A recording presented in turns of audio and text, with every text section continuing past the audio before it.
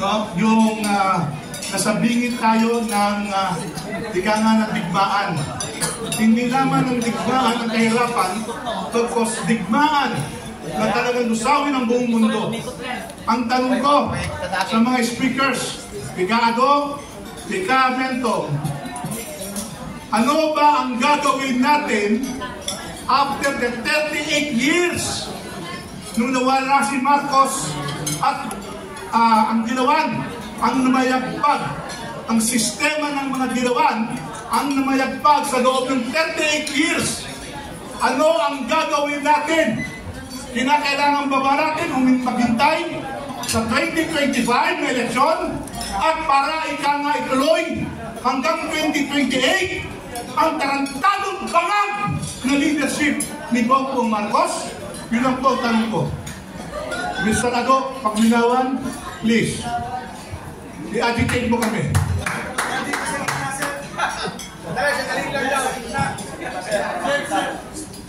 Mamaya na. Mamaya na. Sa gera, walang ano eh. Walang time out tayo sa gera. Para makita. Nakita daw.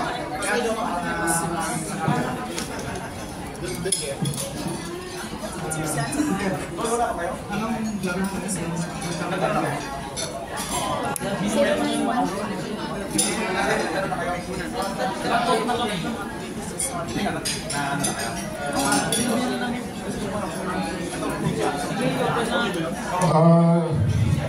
Sa akin pong pananaw, with all due respects to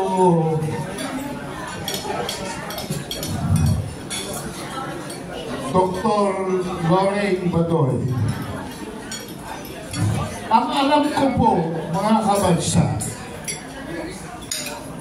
pagka stage 4 na ang cancer,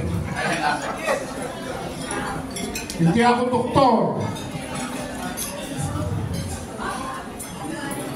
hindi rin ako ng doktor ng mga eksaminasyon katulad ni Tariela. Pero ang alam ko, kailangan na ng oncologist para i-excise yung cancer. Miski na sinong doktor pagsasabi sa inyo niya. But I am coming from a position of competence. Why? Because I am a cancer survivor. Ano po? Noong 2006, mga kabansa, ako ay na-diagnose na may cancer.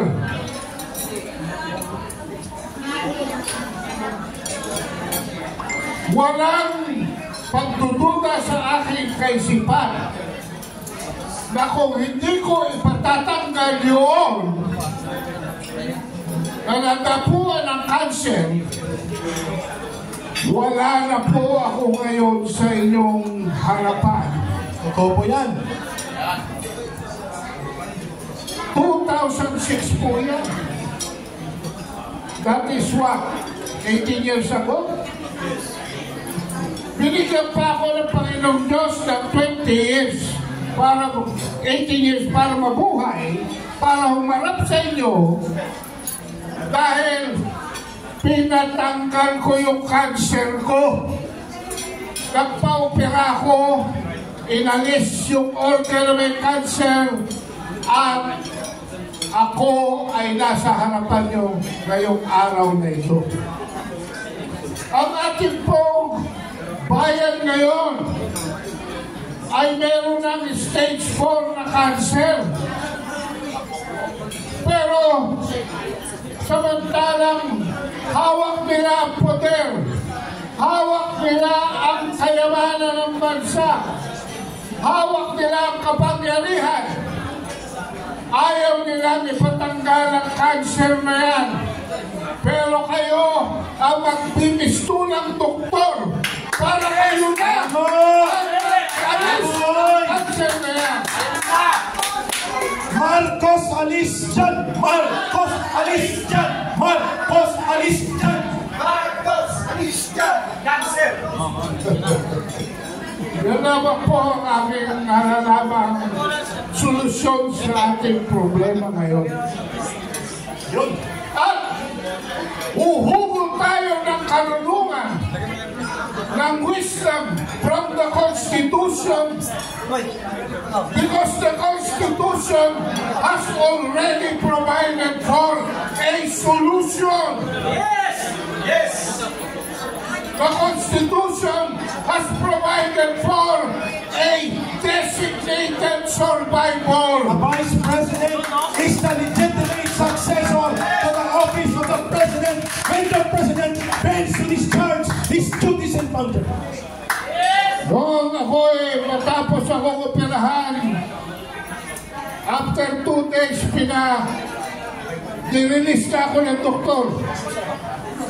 Ang sabi niya,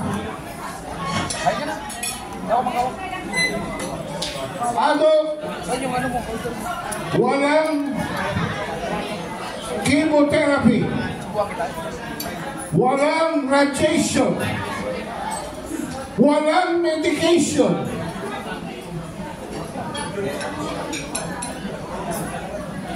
Yan din po ang aabutin natin. Hindi na natin kailangan ang solusyon dahil yan ay nasa konstitusyon. Malinaw. Malinaw na malinaw na in the case of death, incapacity, resignation, overdose, Betrayal of public trust. o kudeta, People power! o people power. Meron po tayong rule of succession. Yes! Yan po ay hindi spare tire. That is the wisdom of the people who drafted our Constitution. So our remedy, Mr. Nick Elman, Yes, sir. is a constitutional remedy. Maraming salamat po. Buhay ka ng Pilipinas. The right of the people to revolution! The right of the people to change this government is incumbent and sovereign upon the people. Yes. Last 2 questions po. Dahil ubos na ang lumpia at pansit. Yes, Brother Bebo. Ayun, isang magandang araw po sa atin lahat dito sa mga panahon natin. Ako po si Bimar Charil, isa po sa YouTube vlogger. Ito lang po ang aking tanong sa ating mga bisita at mga speakers ngayon. Ayan, hindi ko na isa-isa, marami po sila. Sir, ano po ang inyong masasabi doon na mayroon po si Marcos Jr. binida doon sa kanyang zona na 5,500 mahigit na flood control projects na natapos na.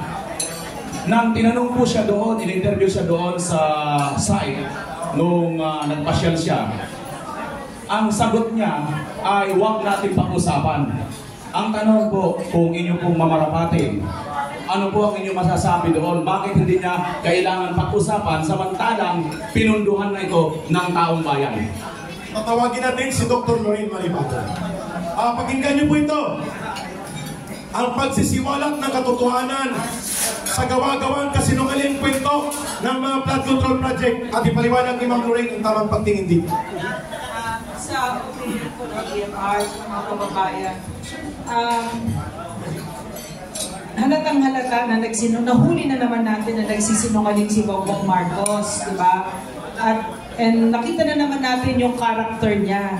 Nagsasalita siya para pabida lang, pero walang laman. Kasi may mga naririnig ako, sabi nila, maganda yung speech kasi ang ganda ng pagkakalatag, di ba? So, oratorical contest, di ba? Tapos sinabi pa niya na, sabi pa nung iba, binigyan niya kami ng pag-asa. Okay yun. Mahalaga ang pag-asa. Pero meron bang pagsasandalan yung pag-asa na yon? Meron bang tinatayuan yung pag-asa na yon? 2 days later, nakuha natin yung sagot natin doon sa iniyayapang niya na 5,500 flood projects. Yung nangyari sa atin ngayon, hindi man lang, hindi man lang extraordinary na typhoon. Simple lang yon. less than half yung usual na rainfall. Pero anong nangyari? Nakita natin na lubog ang Manila, ang Metro Manila. At nalaman pa natin na 1.4 billion a day ang ginagastos ng gobyerno supposedly para sa flood projects. So ano nangyari doon? Maliwanag, no? Maliwanag, corruption. Corruption to the highest degree. So, Eric can go into yung ilang porsyento, etc., sa contractor, etc., di ba? Pero, ang gusto kong pag-usapan dito, ang epekto na ginagawa ng leadership ni Bongbong Marcos sa gobyerno at sa Pilipinas. Kasi nga, naalala ko kasi nung panahon ni President Duterte, nung nag-oath taking kami, dalawa lang yung sinabi niya, dalawa lang ang utos ko sa inyo. Number 1, huwag kayong magnakaw sa Pilipino. Number 2, magsilbi kayo ng maayos sa Pilipino. Nakita ko din na marami siyang binugbog sa harapan namin ng mga magnanakaw. At si President Duterte, yung bahay niya ngayon, pareho ng bahay, yung kung kailan siya naging president, ganun pa rin. Walang nagbago. Diba? So, maliwanag, hindi siya magnanakaw. At paulit-ulit, araw-araw, na ginawa ng Diyos na kumakain kami, sasabihin niya, ganito lang yung ulam namin. No, fried chicken, ganahin ko na lang yan. Wala kang pansit, fried chicken, isang ulam lang. Tapos may sabaw, may ganyan. Okay na yan kasi hindi natin pera yan, pera ng taong bayan. So, napakahalaga ng leader na ganyan. May moral authority at saka talagang oombangin ka niya kapag ka nahuli ka niya. So, ano nangyari under a leader na Marcos na mga magnanakaw? It emboldened, lumakas ang loob ng mga magnanakaw sa gobyerno. At anong nangyari? Ang pinaka mahihirapan dito, ang unang-unang tatamaan dito ay ang pinaka mahihirap. Bakit? Kasi wala naman sila yung magugutom, sila yung walang maayos na tirahan, etc., di ba?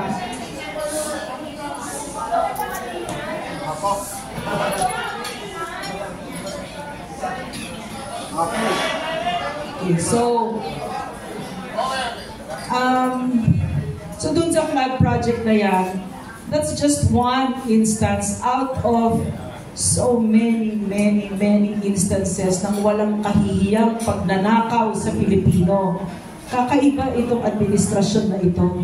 Ang kakapal ng mga muka, walang kapasidad mahiya sa Pilipino. Kami noon, kay PRRD, kasi kanon ang president namin, kahit na entitled ako mag-travel ng business class, never ko ginawa. Never, not once. Kasi binuktok niya talaga sa utak namin. Hindi natin pera yan. Pera ng taong bayan yan. Bongbong Marcos, Lisa Marcos, Tambaloslos, hindi nyo pera yan. So dapat sa Marcos administration, napakaliwanag. Ang tingin nila sa gobyerno kanila. Sila may-ari ng gobyerno, sila may-ari ng Pilipinas, at yung pera na yan ay pera nila. So yun ang malungkot na nangyari. Thank you, ma'am. Briefly, alam niyo mo ba ang nirelease na pondo sa MMDA alone? For flood control, 785 billion pesos 2023 and 2024. At sa national government, 544 billion. That means 1.3 trillion ang flood control project. Inaanod lang ng baha papunta sa bulsa ng mga kawataan sa gobyerno. At walang isang pag-order si Marcos Jr. na magpaimbestiga, kasuhan at ikulong ang mga kawataan na ito. Kasi may go signal nila. 1.3 trillion pesos flood control project pa lang po ito, mga kababayan. Yun din po ang kanilang pananagutan sa EDCA sites na ito. Ang sabi nila, hindi na ito lalawak, ngayon gagamitin pa, gagawin 25 EDCA sites para itago ang armas nuklear at mga missiles ng Estados Unidos. Kaya tayo nandito ngayon. Yan ang katotohanan, mga kababayan. Yan ang totoo. Maniningil ang mga mamamayan. Last and final question. We will accommodate kung mayroon pa. Kung wala na po, ay pwede na po natong saraduhan ang kapulungan na ito. At si Kamintong, kung mayroon po final announcement, administrative and organizational, hindi po ito ang katapusan ng pagpupulong ng mga leaders ng mamamayang Pilipino. Kaado paglinawan ng Kamintong. Please come over. Lahat ng speakers mamaya. And then, please don't leave. We will have a picture taking presentation. I-anunso ko lang po ngayong tanghali na itong ating in-house, itong araw na to, dito po ay gagawin din po natin sa Cebu sa 9 ng Agosto. So, yung mga nasa Manila po, ay pwedeng sabay-bayan po ang gagawin natin anti-war, anti-EDCA bases, anti-US BBM, proxy war, na seremonya at mga talampaki at question and answer. Kasama po natin si Iggy Ugaldo. Kanina na naputol po sa internet, but she will be with us along with other Cebu luminaries na magpapaliwanag po din sa isang yan. Magkakaroon din po ng pocket rally po sa Cebu itong Agosto 9. August 9. At sa dinabalak po natin sa Cavite Oro naman sa September o October dahil sa Mindanao, dahil meron din po US bases po doon. So, yes, please. August 9 po Cebu, and then Mindanao, September. Thank you, Kamintong, and maraming salamat, Kaado Paglinawan. Ma'am Lorraine. Meron lang akong gusto sabihin. Sorry.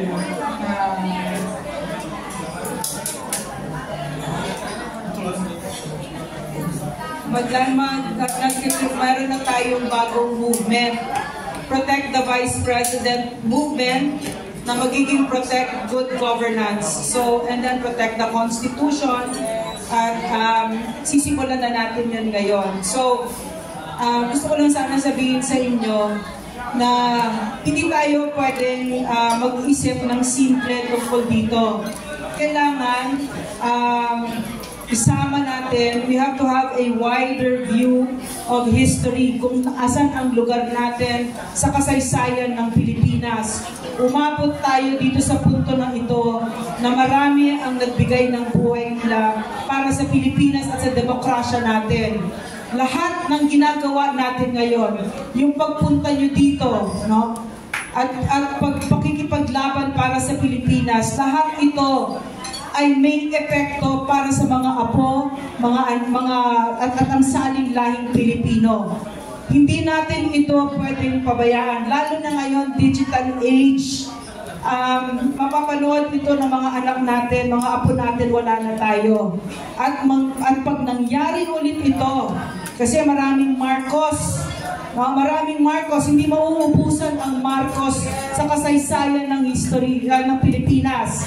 Ibig ko sabihin ng Marcos, mga magnanakaw, mga walang pakialam, nandyan lang para magnakaw at para sa sarili nilang kapakanan, no? mga public service. Pero dapat sisiguraduhin natin na ang salinlaing Pilipino, mga anak natin, ay magiging katulad ng mga magagaling na mga public officials na nakita natin na totoong nagsisilbi ng bayan. At pag pinanood nila ito, makikita natin at ipinapakita natin sa kanila paano ipaglaban ang Pilipinas at paano mahalin ang ating bansa. Karma, ma'am, para mo si Ambalos. Marcos at Tambaluslos. Romualdez. Kapraso lang po, gusto ko lang i-acknowledge, no, kilalanin yung pagdalo rito ng grupo ng Marcos Alisjan. Itong Marcos Alisjan, wala lang dito, no, hindi ko nakita nakarating. Kasama natin dito ang dating Congressman Jing Paras. No? Okay, at yes, and of course, yung napapanood nyo na ito, no, si dating Department of Energy Undersecretary si Ben Ranque na taga-Davao, ano? And of course, nandito yung kasama natin dito yung grupo ng Sarah Cares, no? Sarah Cares, kayo naman yun, ha? Si Oliver and the beautiful wife, no? Okay, wala lang dito, kasama natin sa diwa si Manay Sandra. Okay, nag-message siya. Nag-message, kasama natin dito si Manay Sandra. At of course, nandito sila kalolit, ano? Huwag magtatampo yung iba, no? Kung hindi ko napakingit, ano? At merong gusto namin i-announce na yung Marcos Alisjan ay merong event sa August 9? 9 sa Cebu. August ano? We will join sa Cebu.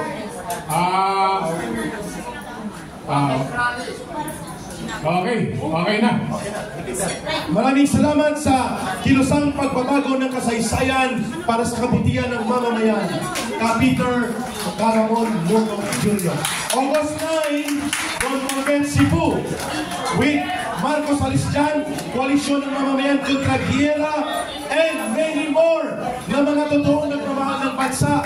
Go to Cebu on August 9. Independent vloggers, maraming salamat. SMNI, Manila Times, at DCRJ, and other group na nandito. Maraming salamat. Dito na po magtatapos.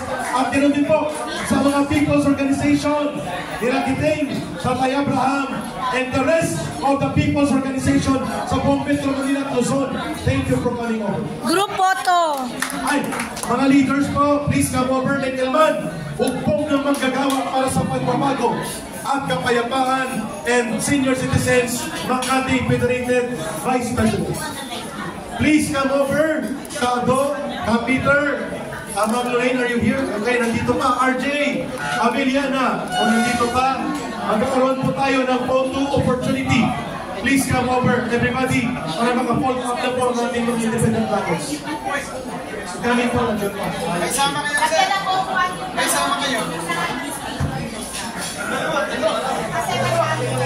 Please, everybody come over. Inday Cares, Marcos Alisjan, please come forward. RJ Avellana, please come forward. Gado, come forward. Ilman, Peter Ramon Utok. Lahat ng mga mat, lahat ng mga... Dr. Lorraine Manipadoy, Kamintong. Sana sa interview ka. Okay, please.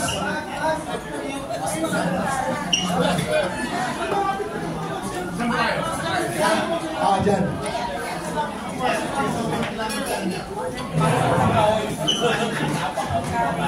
Everybody, please come forward. Tama, nandito pa mga vloggers natin to document ang pagtitipon na ito. Bangsamoro Women for Peace, nandito rin. Ayun.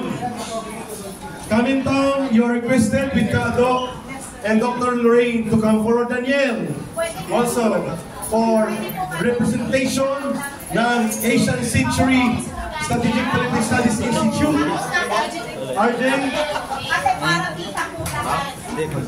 para sa documentation po. Michael Mann, come forward. Peter, come forward please. Marcos Alisjan Group. Speakers, upo po kayo. Yung crowd dito sa likod lahat. Sige, go. Mas maganda pong makita yun kasi po pwede. Okay, double time. Habang nandito pa po sila. Lahat po kayo sa likod, find your place na makita yung mukha po ninyo sa camera. Lahat po ng speakers dito. Galit na kami. Mga People's Organization leaders, please come At the back, Daniel.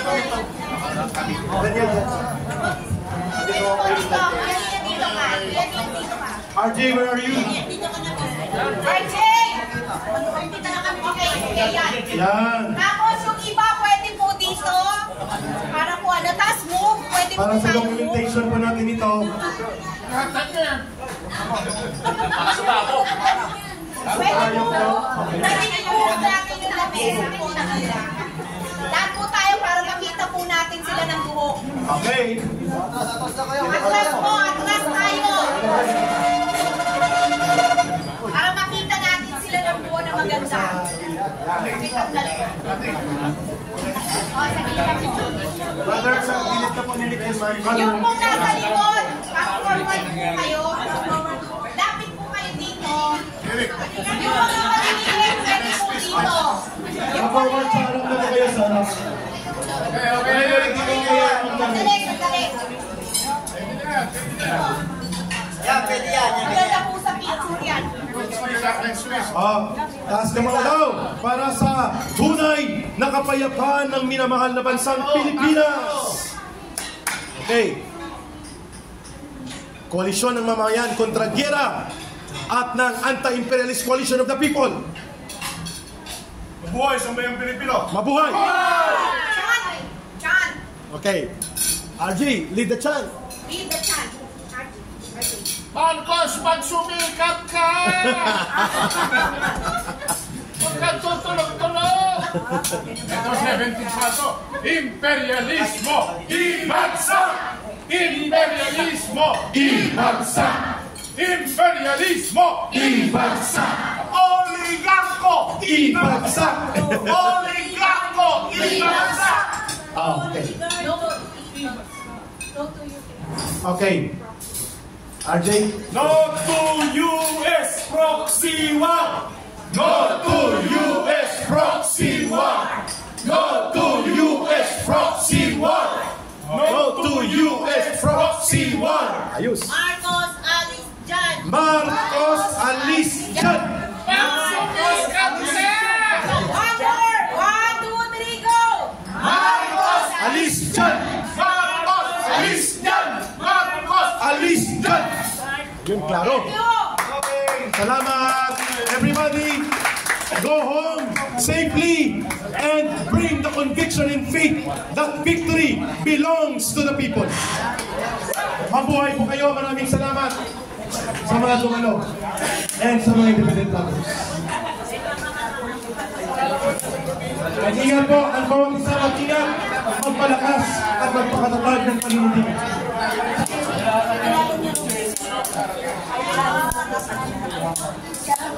Hello, I'm Diane Martinica.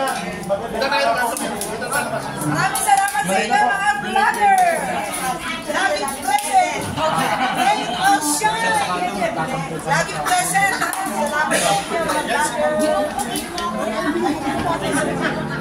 Nalalaman tuloy ng kada people.